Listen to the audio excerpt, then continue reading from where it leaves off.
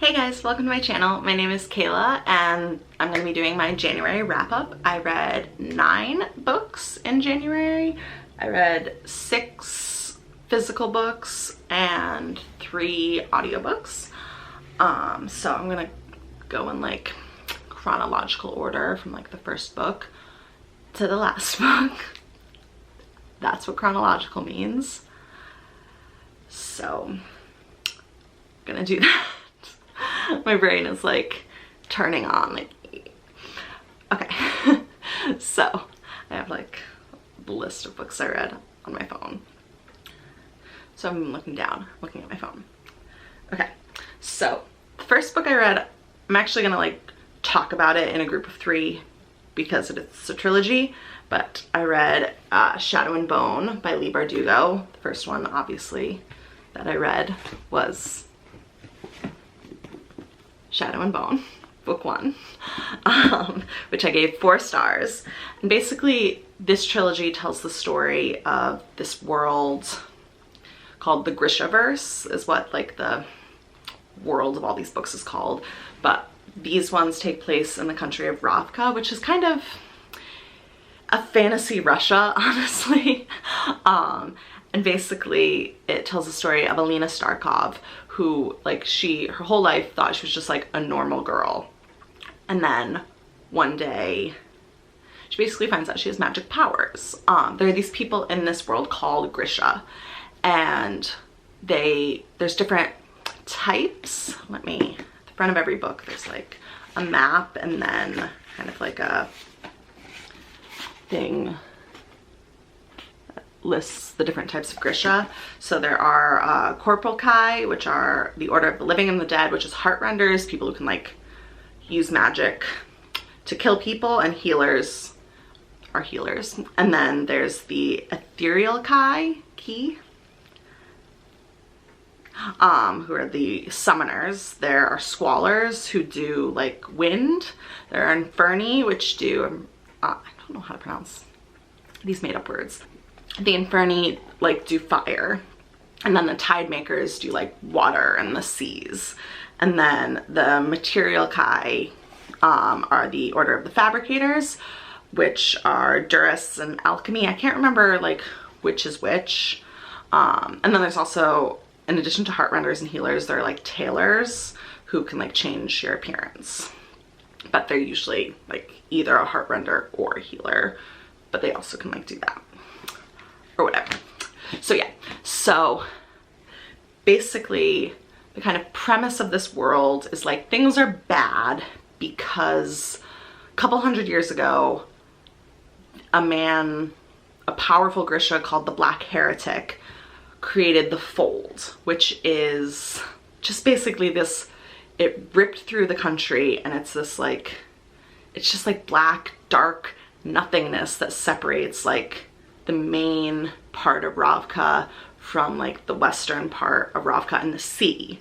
And like it's often called like the Unsea or the Fold, and it's populated by Volcra, which are like monsters. And basically in order to get from Ravka to West Ravka and to the sea and to the towns over there, you have to cross the Fold, but it's like super, super dangerous. And so basically at the beginning of the book, like Alina and her best friend Mao are part of the First Army, because there's like a bunch of wars going on with like neighboring countries. There's just a lot of issues. Ravka's really the only place that like lets Grisha like be Grisha. And then in like Fjerdan, they think they're like witches, and in Shuhan to the south, they like want to dissect them to find out the source of their magic. Basically, it's all very messed up. And so there's the First Army, which Alina and her best friend Mao are in, and then there's the Second Army, which is the Grisha, which is like the leader of that army is the Darkling, who's basically he's a summoner but of like darkness, kind of. It's very weird, I don't really understand it, but and yeah, so basically the armies have to cross the Fold near the beginning of the book, and they get attacked by Volcra, and Alina demonstrates her power without even realizing it. And it gets revealed that she's the sun summoner, which is like a super rare thing and kind of viewed as like this, almost like a miracle, like that she's the one person with the power because she summons the sun to fight the darkness of the fold, and the sun can like kill the Volcra and all that kind of stuff. So in like 2 seconds, in the middle of this traumatic event where like she's getting attacked by these monsters and she thinks her best friend is dead, it's like, oh, surprise, you have magic powers. So the Grisha get trained at the Little Palace in the capital. So she gets taken there and like her whole life changes. And she's like an orphan and she's never fit in, and now she finally feels like she has somewhere to fit in. So mostly the first book is kind of that kind of thing, the classic young adult fantasy setup of like a chosen one, and she has to go to her special magic school and learn all her special magic, and she gets bullied, and then she starts to make friends, and she can't do magic right, and all this kind of stuff. And there's like, who can you trust? And there's like a love triangle that I'm not gonna get super into because I don't want this to be like super spoilery. But whatever, such a small part of the book. So yeah, I really loved that one. It was like a really fun way to set it up, a lot of twists and turns that I didn't expect. And then I read Siege and Storm, the second one, which introduces Nikolai. Oh my god. Like, if you're gonna ship Alina with a hot snarky guy instead of Mao, like Nikolai's right there. But Nikolai's my boyfriend. She can't have him. But yeah, so this one's really fun. It's a lot more kind of, the stakes are higher. There's a lot more like political stuff going on, stuff like that. So the ending of this book is wild. Like, I couldn't have predicted that for like $1 million. So that's great. And then, so I gave that 4.5. I didn't say that already. And then the last book, Ruin and Rising, I gave 5 stars. I can't talk about what this one's about without spoiling things, but obviously there's like big battles and confrontations and all that kind of stuff, and it's great. She's an absolute badass. I love her. Alina, like, why are we even talking about the men? Like, that's the real thing. Like, Alina is the baddest bitch in the game. And like, all our conversations should be less about like, should she pick Mal or the Darkling? And like, will she marry me? But whatever. But yeah, I think it's just a really good young adult fantasy. I haven't read young adult fantasy since, oh god, I guess like The Hunger Games was probably the last one I was really into, and I read like The Ballad of Songbirds and Snakes a couple years ago when that came out. So I guess that was kind of like the last young adult fantasy thing I read.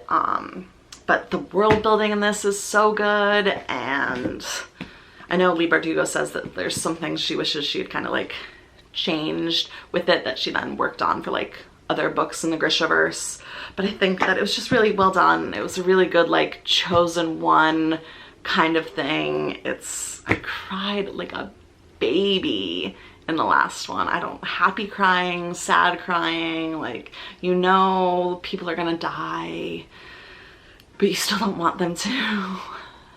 So yeah, absolutely recommend. And I feel like if you're someone who wanted to get more into fantasy, I feel like young adult fantasy is often an easier introduction than adult fantasy. Like, the world building is a little more straightforward and stuff like that, and it's an easier introduction. And these people are like 17, they're not like little, they're not like Harry Potter who's like 11, you know?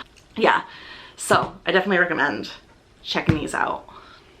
Yes, then after that, it was January 10th and Hellbent came out, which 5 stars, absolutely amazing. I think in like my vlog, I maybe, so I'm just, you know, when you read a book, like, I like to be like critical and everything, like, and evaluate all of it.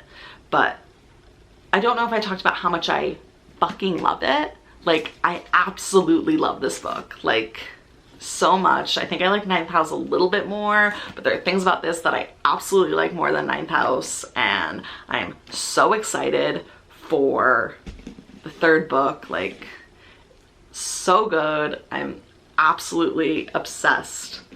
Alex is everything to me, and yeah, I absolutely love it. So this follows the events of Ninth House, so I can't really talk about it that much without spoiling Ninth House, but yeah, it's just more time at Yale, more Alex, more side characters.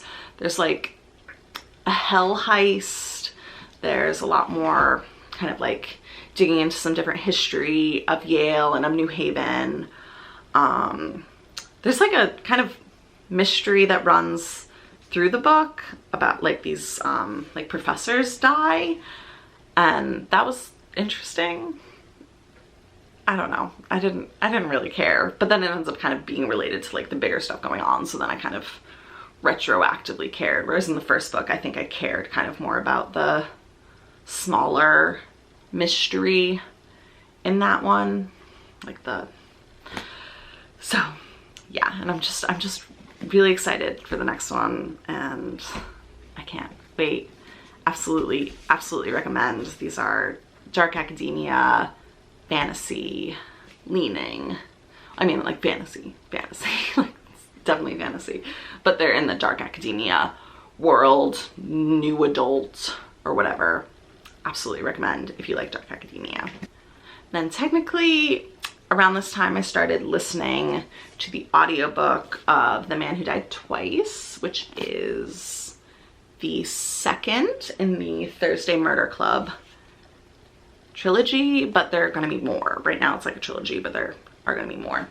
And this one is so good. It is Elizabeth, Joyce, Ron, and Ibrahim, the Thursday Murder Club, are solving another mystery. Basically, it like kind of shows up on their doorstep. This person that Elizabeth used to know, her ex-husband actually, just kind of like shows up and is like, hey, I need your help. I stole diamonds, and now I think the person I stole them from wants to murder me.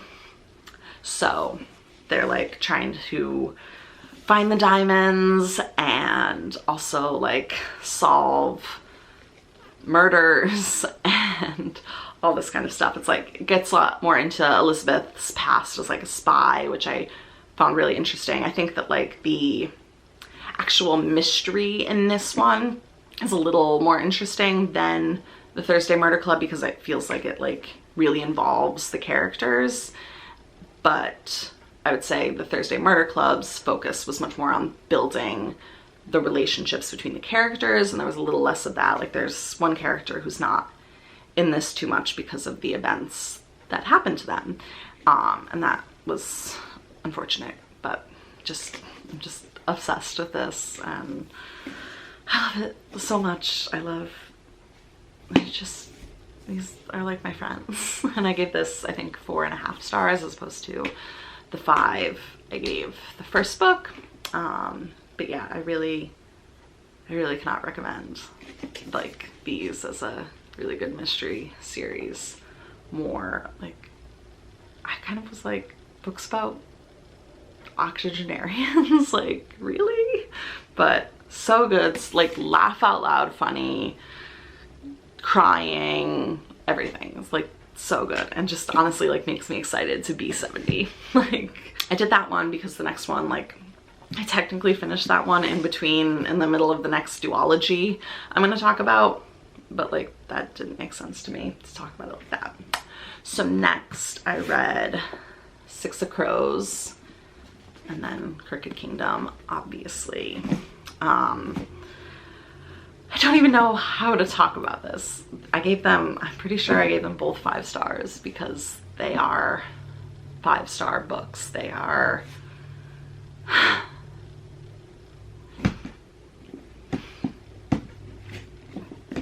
don't know why I feel like I'm gonna cry talking about it. Okay, so this takes place in the same universe as the Shadow and Bone trilogy, but it takes place a couple years after like the last, probably I'd say like 5 years after Ruin and Rising, about that. So it takes place in Kerch. It takes place in Ketterdam in Kerch, which is kind of like an international hub. It says Ketterdam, a bustling hub of international trade where anything can be had for the right price, and no one knows that better than criminal prodigy Kaz Brecker. Kaz is offered a chance at a deadly heist that can make him rich beyond his wildest dreams, but he can't pull it off alone. A convict with a thirst for revenge, a sharpshooter who can't walk away from a wager, a runaway with a privileged past, a spy known as the Wraith, a heartrender using her magic to survive the slums, a thief with a gift for unlikely escapes. Kaz's crew are the only ones who might stand between the world and destruction. They don't kill each other first. like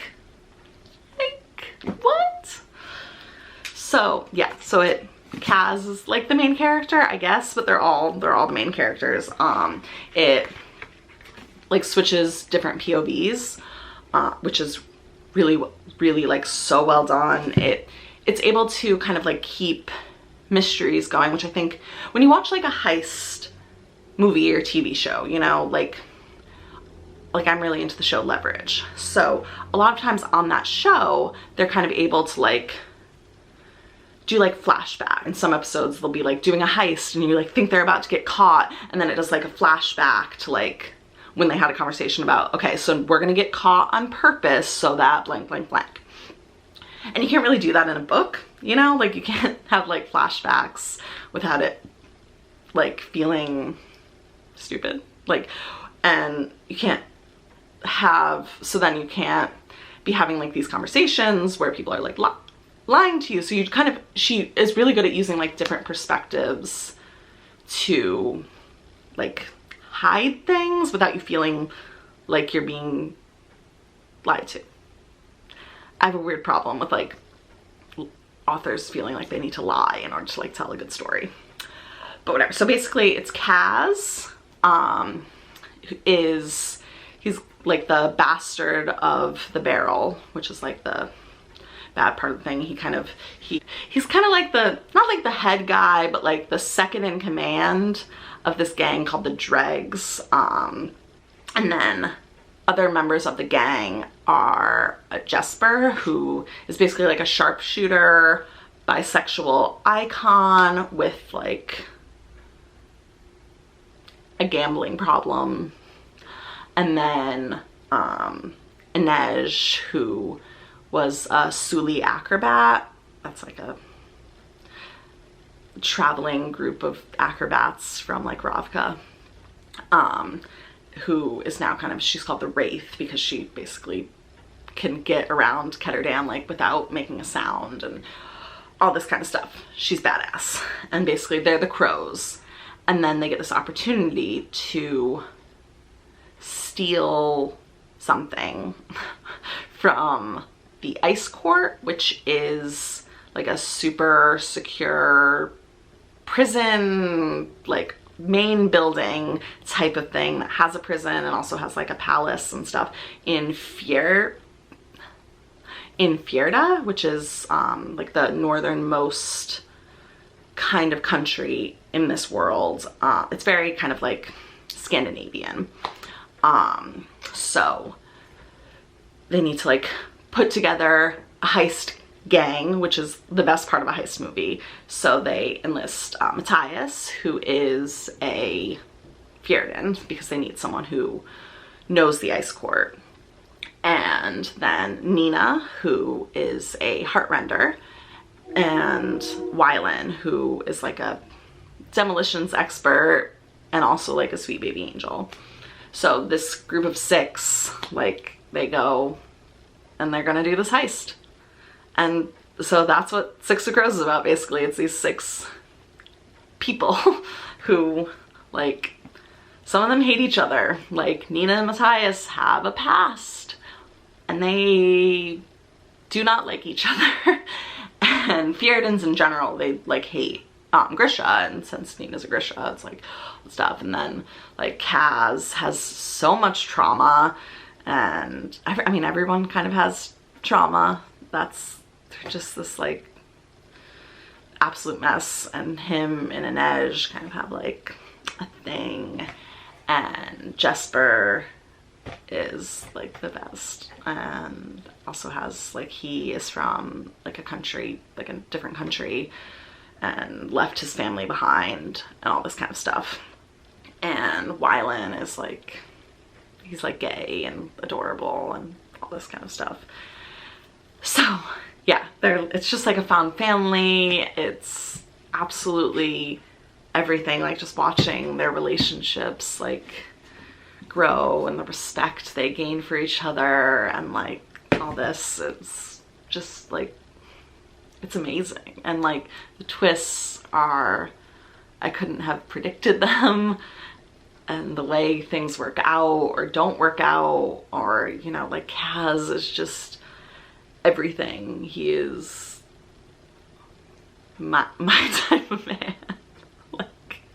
like he's so damaged and so great. And Leigh Bardugo, one of the things she really wanted in this book is basically that like in the Shadow and Bone trilogy, like everybody's like white and straight and all this stuff, and she said basically like that's not the world she knows. So why did she doesn't like, I think it was an interview on the back of Six of Crows, she was like she didn't even really understand why she made the world look like that. So a lot of this is about changing that. Like there are people of color, there are gay people, bisexual people, like all of that, like people with like Kaz is disabled. And yeah, it's just amazing. It's just like such a good book. Like I could not put it down. I read it so quickly because it just like moves so quickly. Amazing. I've been talking about that book for so long because I don't know how to talk about this one. This one takes place, like picks up immediately after the other one, so like don't read one without having the other there, because Six of Crows has like a cliffhanger.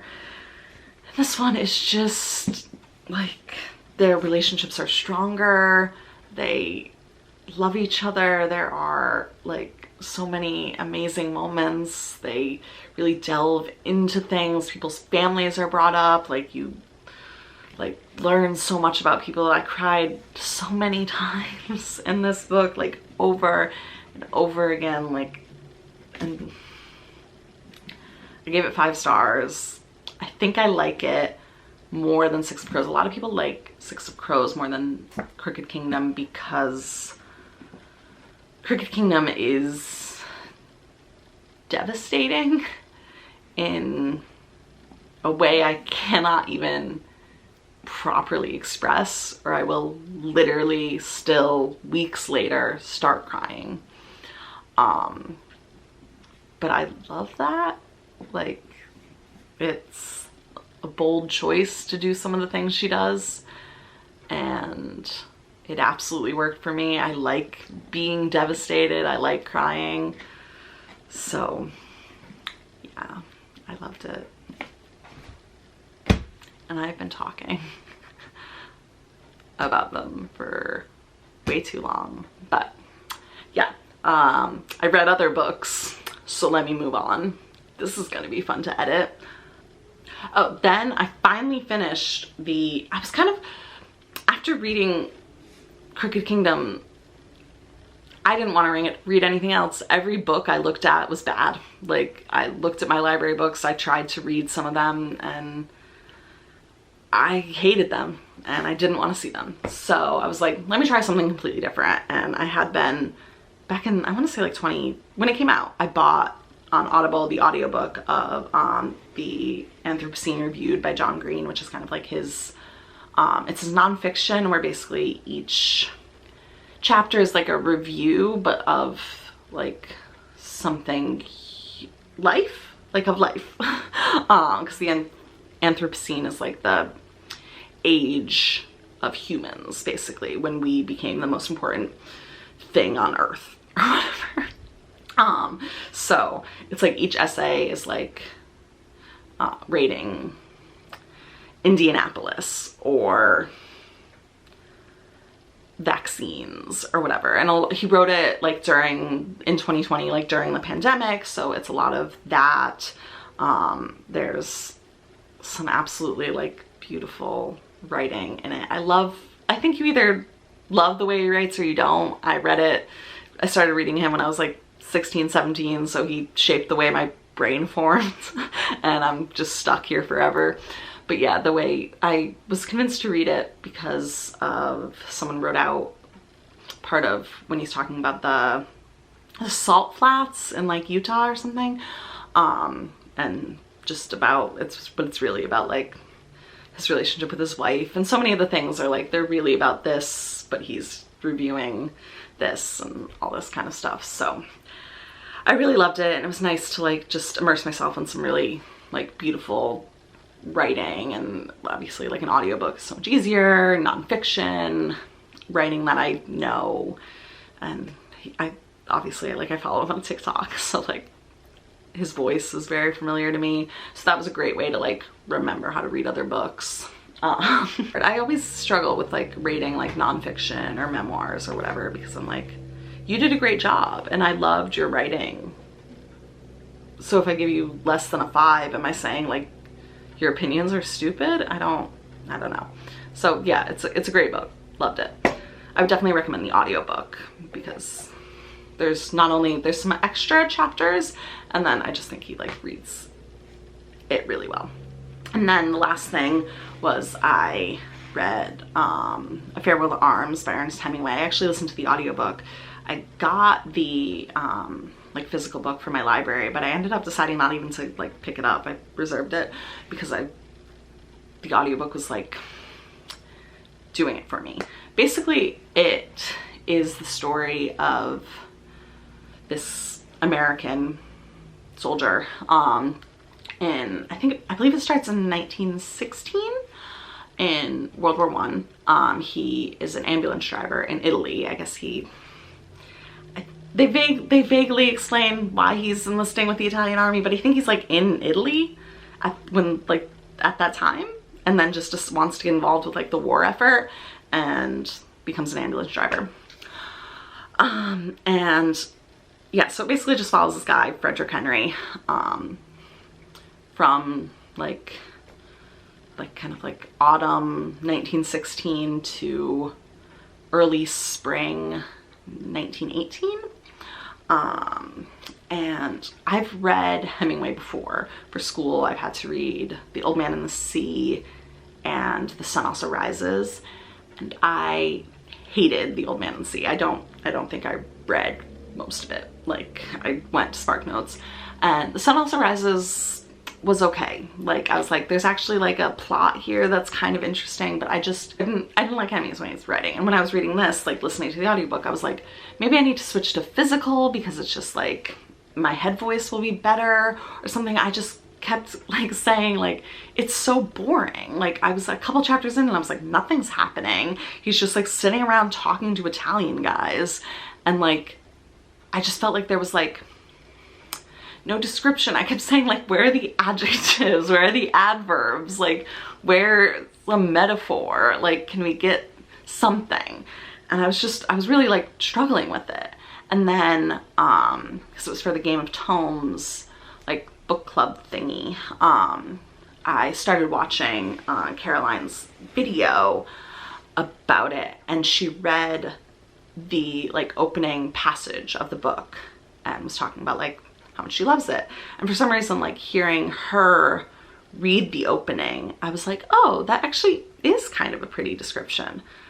So I did some research on Hemingway, on Italy in World War I. I know a lot about World War I in general. It's one of my weird hyperfixations or whatever, but I didn't know a lot about Italy specifically. So I was reading about Hemingway and about his writing style and about how he's like he started as a journalist, so a lot of his stuff kind of is a little more like journalism. Like, it's fiction, but it's based on his experience he did the same thing. He served in World War I in Italy and everything, and got injured the same way this character does, and like all that kind of stuff, and like I suddenly felt like I like understood it, and around, I want to say around chapter 9-ish, 9 or 10, 11, somewhere around there, it just like clicked for me.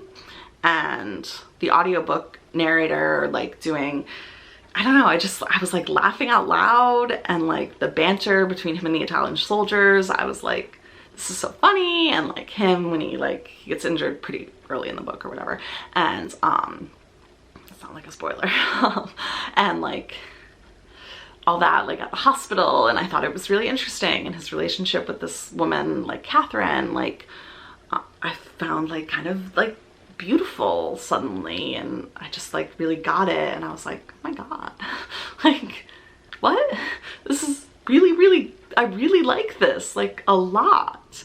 And yeah, I was like genuinely shocked. Like I think the audiobook helped me get a lot, especially with the Italians. Like there's one character, one of his like friends, he calls him like baby all the time, which I think reading it I would have been like, is this man like unwell? Like what is he, is he gay? Like what is going on? I don't know why I like whispered gay. I suddenly felt like this was 1916 and had to whisper it. But like, but hearing the voice, I was like, okay, like I feel like this feels very like mafia. And then suddenly I was like, oh, okay, so like if I'm imagining this like an almost like overwrought period piece is like forming in my head, where it's like he's calling him baby, and we're like in a noir film, and like his like girlfriend is calling him like darling, and I was like, I get it, like I know exactly what's going on, I can see these people, I'm like in this old-timey black and white noir mafia movie of World War I or whatever. I don't know, I was absolutely like in it and I loved it. I gave it 4 stars, which like for me and a Hemingway is like top. Like for Hemingway, that's a 5-star. Like he's never gonna be like my favorite, because there's still parts that kind of like drag. I'm like, we've been repeating ourselves for like pages here. Like, can we get it together? There is a passage that I literally like cannot stop thinking about. I have to read it. It's more towards like the end of the novel, and I just feel like what I really love about this novel is that like I've read things about how it's one of the best, it's considered one of like the best like World War I pieces of art, and that war like was like, most people consider it one of the absolute like worst wars ever. Like it was horrific, like and the level of trauma that most of the soldiers came home with was just like incomprehensible. The numbers of people lost was just out of control. So this is a conversation later in the book with someone, like a younger Italian soldier, says something about it being glorious or whatever, and this is going on in the narrator's head. I did not say anything. I was always embarrassed by the words sacred, glorious, and sacrifice, and the expression in vain. We had heard them, sometimes standing in the rain, almost out of earshot, so that only the shouted words came through, and had read them on proclamations that were slapped up by bill posters over other proclamations, now for a long time, and I had seen nothing sacred, and the things that were glorious had no glory, and the sacrifices were like the stockyards at Chicago, if nothing was done with the meat except to bury it. There were many words that you could not stand to hear, and finally only the names of places had dignity. Certain numbers were the same way, and certain dates, and these with the names of the places were all you could say and have them mean anything. Abstract words such as glory, honor, courage, or hallow were obscene beside the concrete names of villages, the numbers of roads, the names of rivers, the numbers of regiments, and the dates. Gino was a patriot, so he said things that separated us sometimes, but he was also a fine boy, and I understood his being a patriot.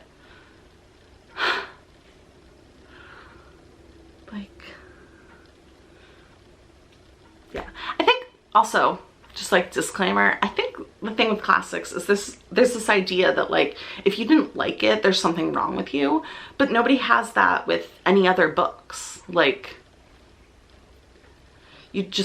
any of these books on my shelf, if somebody was like, I didn't like that, I'd be like, all right.